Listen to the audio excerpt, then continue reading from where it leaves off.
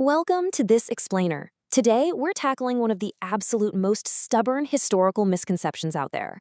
If you've spent any time at all studying ancient history, you've probably heard the familiar trope, right?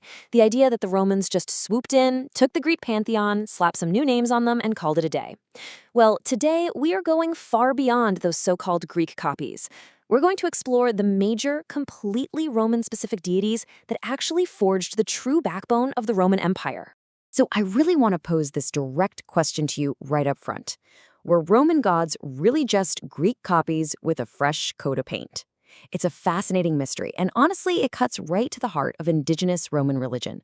We kind of just assume Jupiter is Zeus or Venus is just Aphrodite.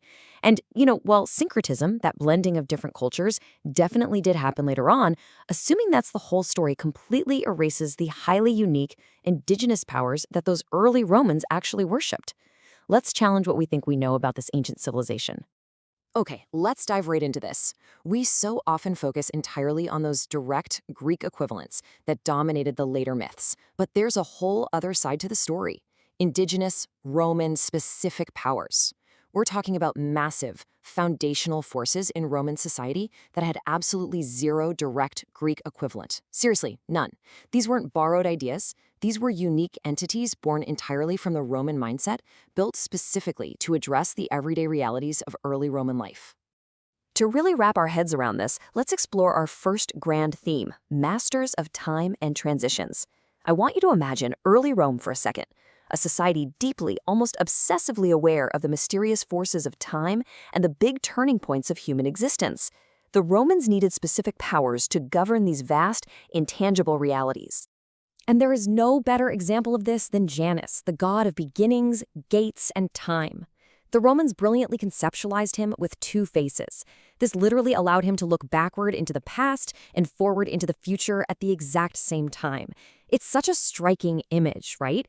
In fact, the physical doors of his temple in Rome were famously left wide open during times of war and bolted shut in times of peace. So whenever a Roman faced a transition, whether that was walking through a physical gate, starting a new year, or beginning a new phase of life, they weren't looking to Greece. They were looking to Janus, a perfectly Roman embodiment of how time moves. This theme just keeps building with our next major heavyweight, Saturn.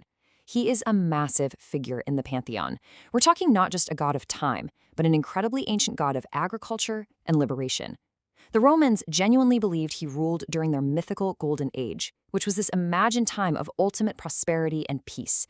And he was so absolutely crucial to the social fabric of Rome that they honored him with the Saturnalia.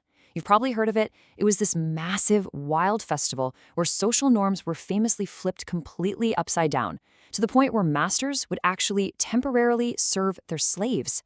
And that deep connection to agriculture brings us seamlessly to our next theme, earth, wealth, and wine.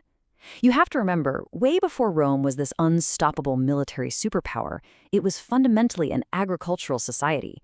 Their true identity was quite literally forged in the soil. So their indigenous gods perfectly reflect that deep, unbreakable bond with the earth and all of its resources. And this brilliantly illustrates how ancient Roman society categorized these forces. Just think about how meticulously they mapped this out.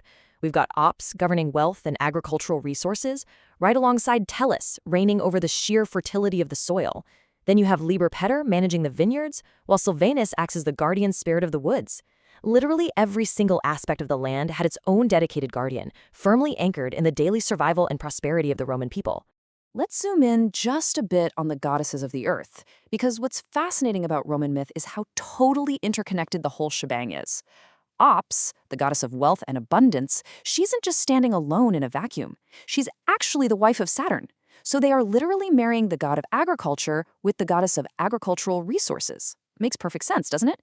Then we have Tellus, who's also known as Terra Mater. She is the fundamental Mother Earth, the literal goddess of the ground beneath their feet, and the very fertility of the soil that kept the entire civilization fed. So the absolutely crucial point here is that these original Roman concepts were deeply, deeply established way before Greek influence ever swept in. Take Liber Pater. He was the ancient, purely Roman god of viticulture, wine, and freedom. And he mattered immensely to the plebeians and the everyday farmers of early Rome. But as Roman culture expanded and shifted, this native indigenous figure was later essentially merged with the Greek Bacchus, or Dionysus. It's honestly the perfect example of how an ancient, authentic Roman root gets completely masked by a later Greek overlay. Now, Sylvanus is another fantastic example of a purely indigenous concept. He's the guardian spirit of the woods, the uncultivated lands, and the boundaries. I want you to put yourself in the shoes of an ancient Roman farmer for a second. Your cultivated field is safe, it's orderly, it's Roman. But right at the edge of your property is the dark, unpredictable, uncultivated wild. Sylvanus acts as that crucial boundary line. He perfectly represents the tension between the safety of civilized, cultivated Roman land and the dangerous, untamed forces of nature lurking just outside the fence. All right, but you know we can't talk about ancient Rome and only talk about peaceful farming, right? It is time for our final theme, blood and the state. We are officially stepping away from these sunlit vineyards and entering the dark, brutal reality of Roman warfare. Because, let's be real, just as deeply as they cared about their crops, they cared about their conquests. Now, what's really interesting about this next concept is the figure of Quirinus. He is an incredibly ancient Sabine Roman war god, but crucially, and this is wild, he represents the deified spirit of Romulus. The Romans literally took their mythological founding father, Romulus, and transformed him into a living war god. I mean, that tells you everything you need to know about the Roman mindset, doesn't it? The very founder of their state is inextricably, forever linked with an ancient indigenous spirit of warfare. And hey, if you want purely indigenous Roman violence, look absolutely no further than Bellona. Unlike Greek deities who might treat war as, say, a tactical game or some grand heroic endeavor, Bellona represents something much, much darker. She is all about raw bloodless. As the sister and sometimes consort to Mars himself, she represents the frenzy, the chaos, and the terrifyingly efficient reality of battle. She is a purely Roman embodiment of total destruction. So, bringing all of this together, we really get to see the true indigenous Roman soul. It's a society rooted deeply in farming, yet fiercely driven by fighting. From Saturn's golden crops and Janus's gates, all the way to Bellona's fierce bloodlust and Quirinus's deified warfare, these original homegrown gods perfectly reflect what truly mattered to the earliest Romans. They didn't need to copy these ideas from anyone else, they lived them every single day. Which leaves us with this final, somewhat provocative thought to chew on.